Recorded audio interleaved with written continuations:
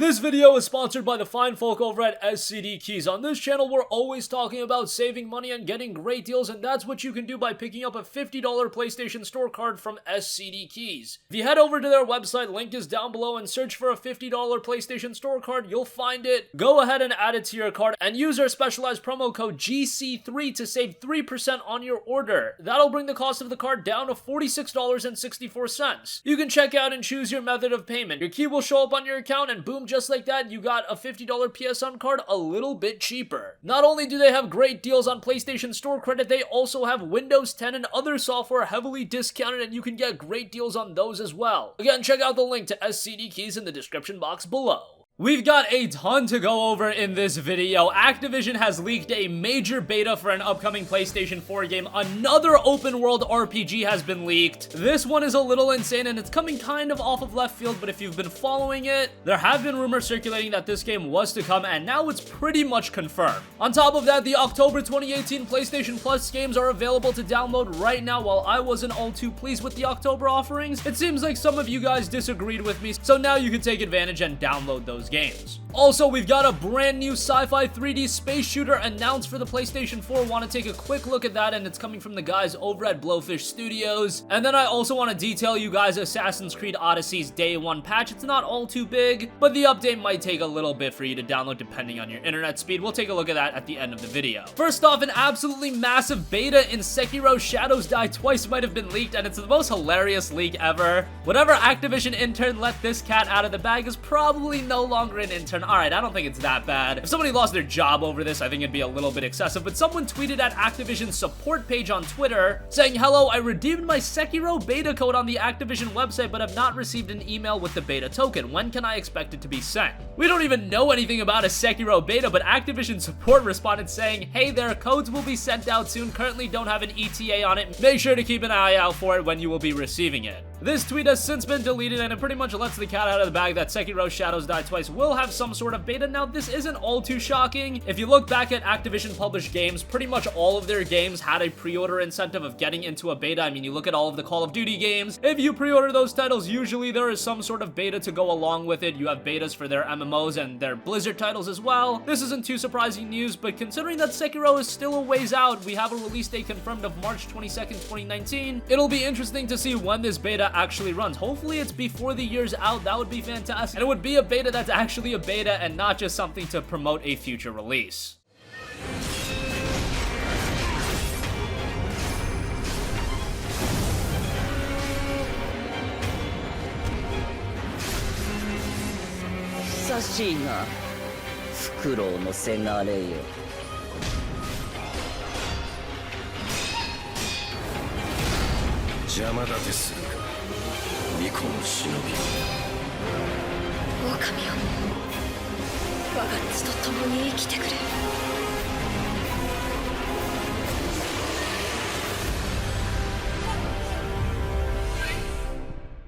So the Sekiro beta has just pretty much been leaked, and speaking of leaks, there was leaked footage earlier today of a Harry Potter open world RPG, and it said that this is being done by Avalanche Studio. It said that Avalanche has been working on a full-fledged Harry Potter RPG for Warner Brothers, and this video is nowhere to be found on YouTube anymore. If you try to go on the link, it says video unavailable. This video contains content from Warner Brothers Entertainment Interactive, who has blocked it on copyright grounds. I don't want to talk too much about the video just for legality's sakes, but it does look like a Harry Potter open world RPG will be coming to fruition, and this isn't something that a lot of people have been asking for. However, Harry Potter is a very notable IP, and if this game releases and it turns out to be very good, I think a lot of people will change their tune in terms of Harry Potter video games. We have seen Harry Potter games in the past, but they haven't been very good. This one, because it is being done by Avalanche, a studio that is known for open world RPGs and a studio that's just known for great games, it can turn out very, very well. And Avalanche right now really has their plate full with a lot of projects. Of course, later this year we'll have the release of Just Cause 4. That's pretty much a finished product at this point, so it's not like there's a ton of work needed to be done on that. However, they're also helping out with Rage 2 being put out by Bethesda. They're working hand in hand with id Software, so of course id is doing some of the work, Avalanche is doing some of the work,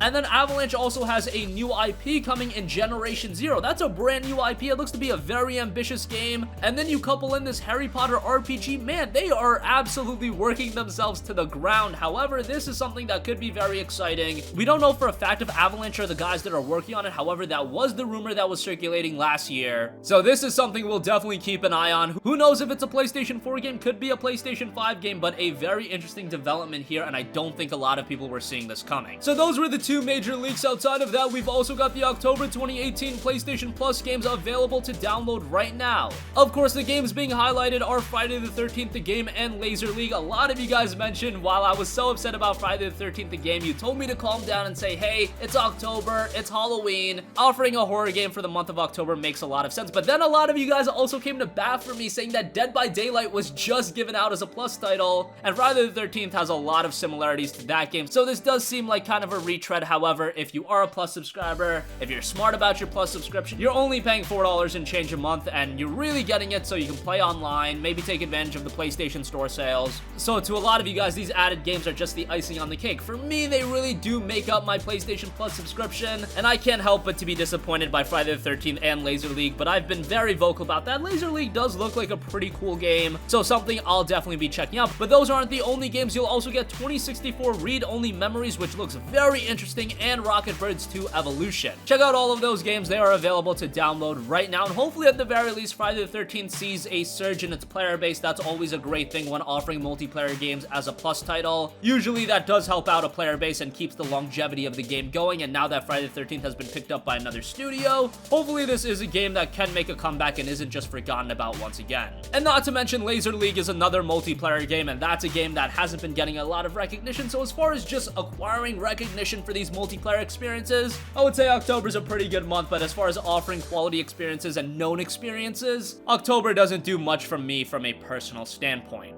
Moving on from that, we've got a brand new sci-fi 3D space shooter announced for the PS4 in Subdivision Infinity DX. This is a game being done by Blowfish Studios, and I do want to take a look at the description of the game. There's some gameplay out. It has you step into the cockpit of an intergalactic fighter and explore the great expanses of outer space. With more than 40 engaging story missions and side quests spanning several star systems, Subdivision Infinity DX is an action-packed journey brimming with dogfights, boss battles, and more set against the stunning wild outer reaches of the cosmos. The story begins when contractor Sergeant Jed Riddle is brought in to investigate a mining facility that is mysteriously gone radio silent. A tense shootout ensues, leading Riddle to take a closer look into what exactly is going on and the dark secrets lurking in the shadows. Beyond the core narrative and exhilarating feeling of piloting a nimble spacecraft on the fringes of the galaxy, Subdivision Infinity DX features an array of optional content to allow players to explore the stars to their heart's content, while taking on bounties, mining asteroids for rare minerals, unlocking new ships, and crafting increasingly powerful upgrades along the way. The game does have an announcement trailer. I would recommend you to check it out, and it does look pretty good. A game that I highly doubt a lot of people will be following, but as we get closer to this game's release in early 2019, a game that you'll be hearing me mention often because it does look rather interesting. Again, an early 2019 release window for that. Let's hope it hits that.